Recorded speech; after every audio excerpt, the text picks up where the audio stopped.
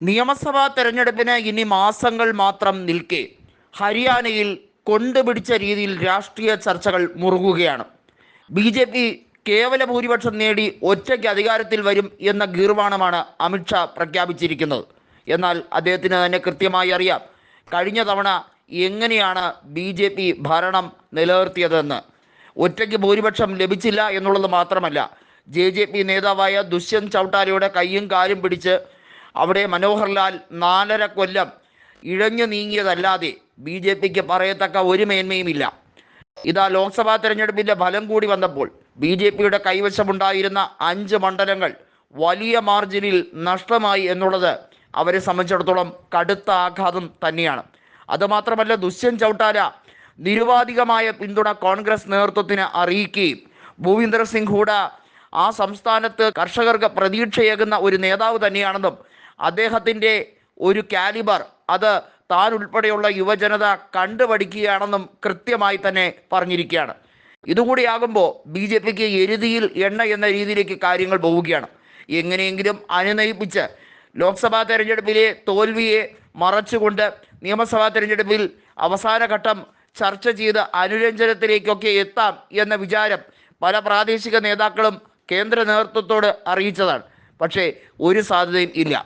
അതുമാത്രമല്ല, INLDയിൽ നിന്നും ഭൂരിഭാഗം നേതാക്കളും ദുഷ്യന്തിൻ്റെ കൂടെയാണ് ഇപ്പോൾ ഉള്ളത്. അതായത് അനുയായികളിൽ ഏകദേശം 80% ഉള്ളവർ ദുഷ്യന്ത് ചൗട്ടാലയുടെ കൂടെയാണ്. ഇപ്പോഴത്തെ യുവതലമുറയിൽപ്പെട്ട യുവാക്കൾ മുഴുവൻ, അതായത് INLDയിൽ പ്രവർത്തിക്കുന്ന യുവ നേതൃത്വം മുഴുവൻ ദുഷ്യന്ത് ചൗട്ടാലയ്ക്ക് ഒപ്പം എത്തുന്നത് ഒരു ശക്തമായ കാഴ്ചയായിരുന്നു.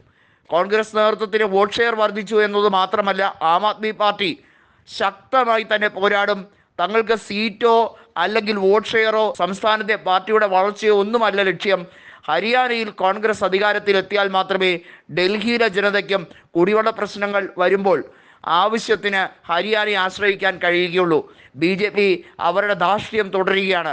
ഡൽഹി ജനതയെ പരമാവധി ദ്രോഹിക്കാൻ ഹരിയാന സർക്കാർ വെള്ളം വിട്ടു നൽകാത്തത് കൃത്യമായി തന്നെ ബി ഈ പിന്തിരിപ്പൻ നയത്തെയും ഈ ഇരട്ടത്താപ്പിനെയും ജനങ്ങൾക്ക് മുമ്പിൽ, മാധ്യമങ്ങളുടെ മുമ്പിൽ തെളിവ് നിരത്തി വെച്ചാണ് അതിനെ പൊളിച്ചടുക്കിയിരിക്കുന്നത്.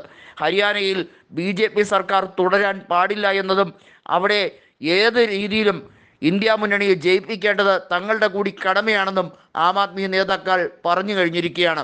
ഹരിയാനയിലെ ലോക്സഭാ തെരഞ്ഞെടുപ്പിൻ്റെ തോൽവി വന്നതിന് ശേഷം ബി ഉണ്ടായിരിക്കുന്ന വലിയ രീതിയിലെ പ്രശ്നങ്ങൾ അത് പുകഞ്ഞു തന്നെ ഇരിക്കുകയാണ്. അതിലേക്ക് കൂടുതൽ പ്രശ്നങ്ങൾ എന്ന രീതിയിലാണ് ബി നേതൃത്വത്തിൻ്റെ പല നിലപാടുകളെയും സംസ്ഥാന നേതൃത്വം അംഗീകരിക്കുന്നില്ല എന്നുള്ളത്. സംസ്ഥാന നേതൃത്വത്തിൻ്റെ പല നിലപാടുകളെയും കേന്ദ്ര നേതൃത്വം തിരിച്ചും അംഗീകരിക്കുന്നില്ല. ഇത്തരത്തിലൊരു നിലപാടാണ് അവിടെയുള്ളത്.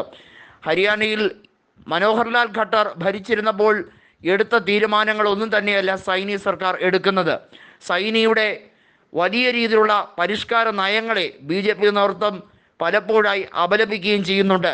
ഇതിലൂടെ ഒരു കാര്യം വ്യക്തമാണ്, തുടർഭരണം ഹരിയാനയിൽ ലഭിക്കുകയില്ല എന്നുള്ളത് മാത്രമല്ല, കർഷകരുടെ വലിയ വിരോധം അത് പല സ്ഥലത്തേക്ക് പടരാനുള്ള കാരണവും ആകും എന്നുള്ളത് തീർച്ചയായി കഴിഞ്ഞിരിക്കുന്നു.